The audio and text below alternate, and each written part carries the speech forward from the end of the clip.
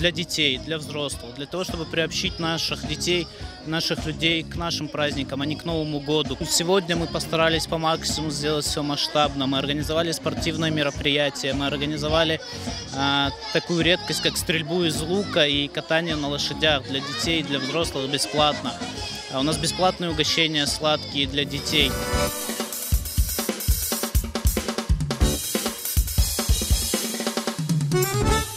Сейчас в этот раз у нас на открытом воздухе.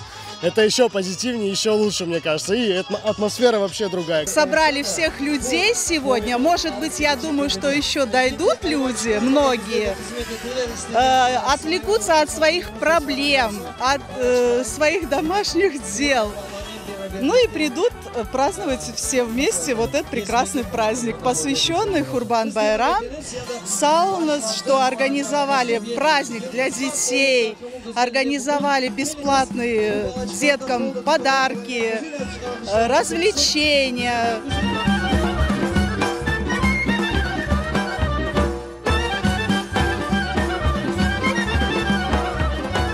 Спасибо общественной организации Медини Харам за то, что, собственно, устроили нам вот такой праздник. Сейчас нашему народу крайне необходимо чаще собираться вместе, слушать музыку свою.